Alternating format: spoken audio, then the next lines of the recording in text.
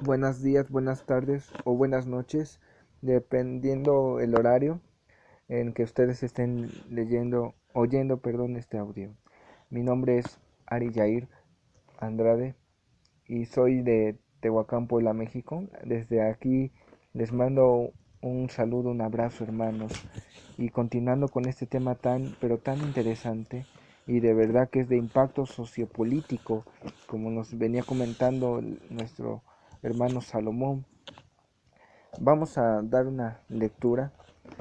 El pasaje base que voy a tomar es Colosenses 2:8 y dice así la palabra de nuestro Señor Jesús.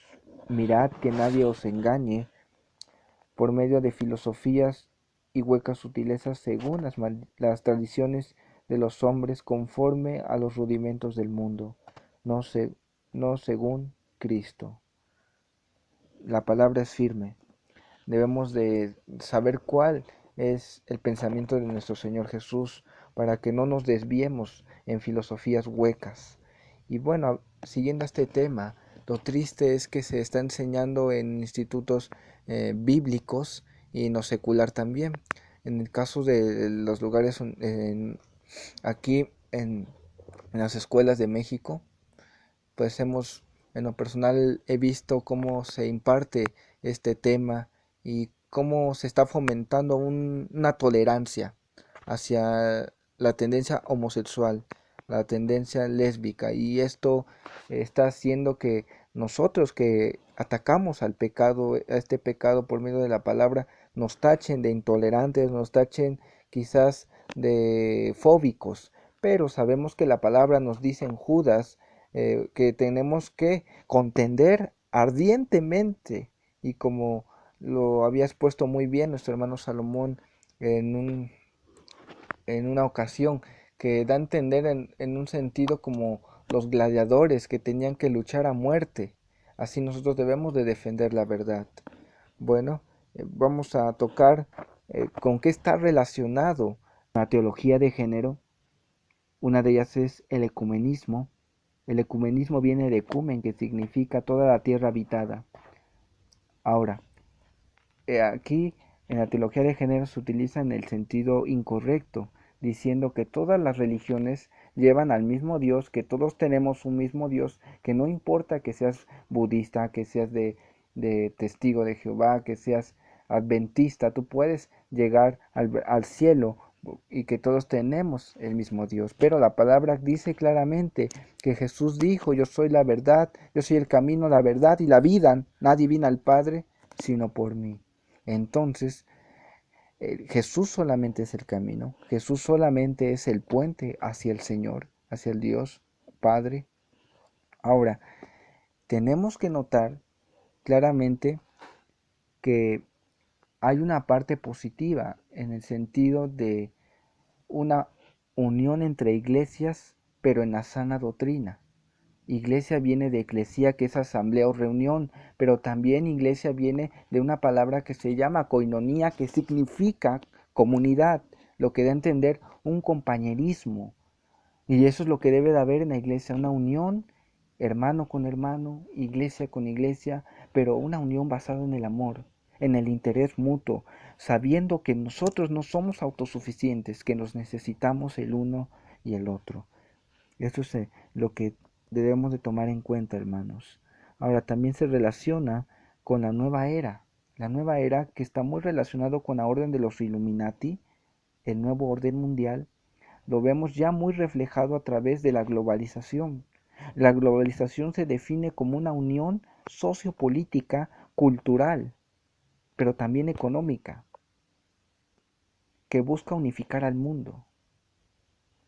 Ahora, para hacerlo más específico, vemos cómo hoy en día se están unificando culturas, se están unificando las sociedades a través de las redes sociales, la gran interacción que hay desde una parte del mundo hasta el otro extremo. También los gobiernos se están unificando y también en la economía se está unificando.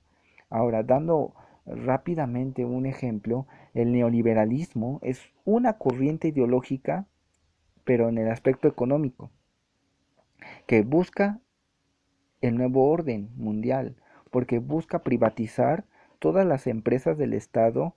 Un claro ejemplo es aquí en México Pemex, cómo se vendió y ahora ya está privatizado, y todo esto es con el fin de levantar un gobierno mundial. Y esto no es lo que no es lo que yo invento, no. De hecho, todo esto tiene bases en los estudiosos de la economía, ¿verdad? Bueno, continuando, otra de las materias que se relaciona pero muy arraigado a la teología de género es la ideología de la liberación femenina. La liberación femenina busca como una libertad para el sexo femenino, que se libren del varón en cierto punto. Esto va en contra de las sagradas escrituras, pues el Señor dijo que la mujer debe de estar bajo la autoridad del marido. Y lo malo, lo triste es que como se ha malinterpretado este texto, piensan que significa que la mujer debe estar sometida, humillada, pisoteada a mano del varón. Y ese es una eh, de los aspectos que trae a la formación de esta ideología de liberación femenina. Sabemos nosotros que la verdadera interpretación del pasaje acerca de que la mujer debe estar bajo la autoridad, sometida al varón, no es en un aspecto de que el varón la va a humillar, sino que va a ser ayuda idónea y que el varón va a ser cabeza del hogar. Pero la liberación femenina busca romper esto, busca romper el programa que Dios había diseñado perfectamente en su sabiduría. ¿Por qué? Porque hoy vemos cómo las mujeres se rebelan en contra de los varones. De hecho, en el aspecto legal hay un delito que se llama feminicidio, y este en el estado de Puebla recibe la mayor condenación en cuanto a los años de cárcel.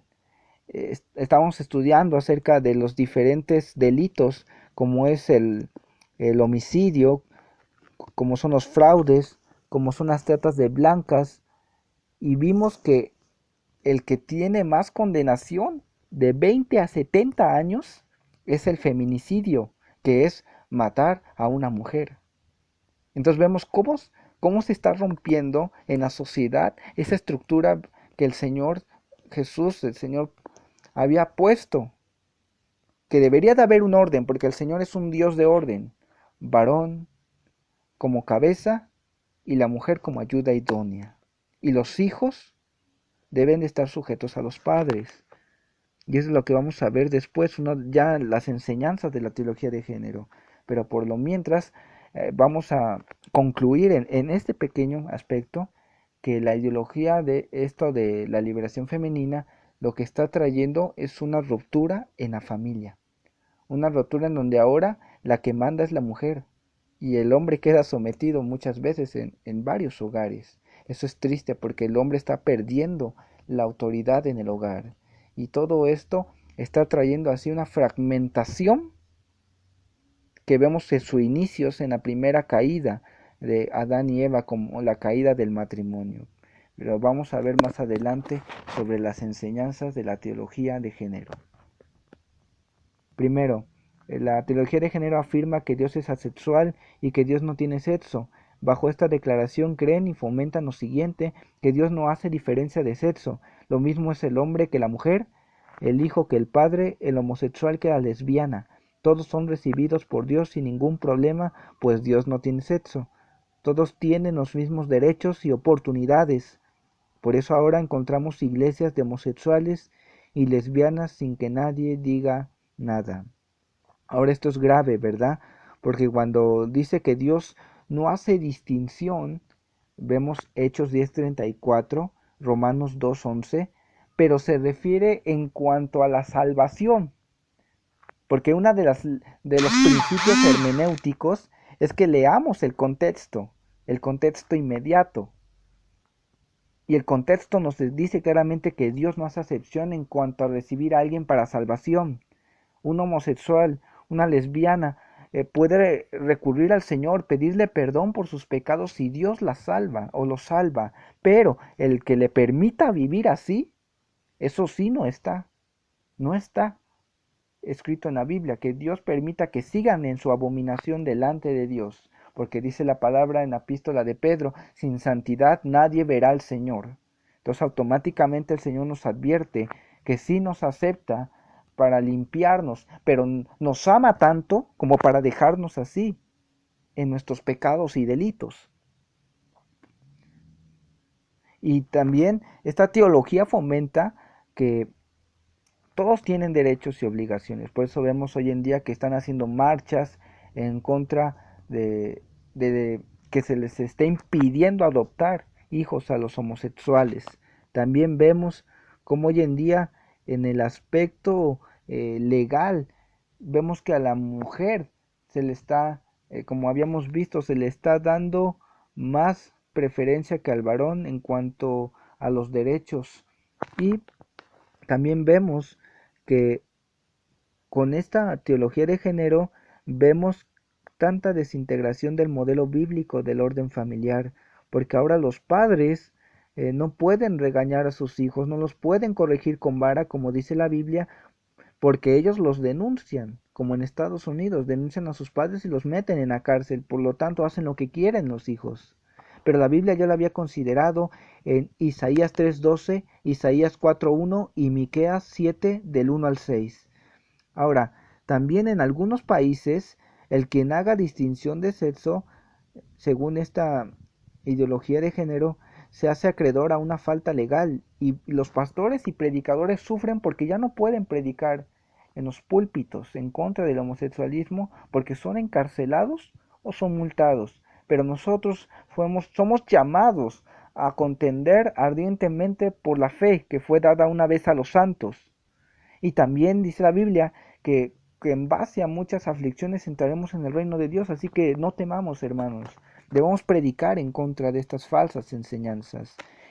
También dice que se debe enseñar la expresión incluyente. La teología de género enseña que nuestra forma de hablar debe ser incluyente. Niños y niñas, chiquillos y chiquillas, hermanos y hermanas, hombres y mujeres.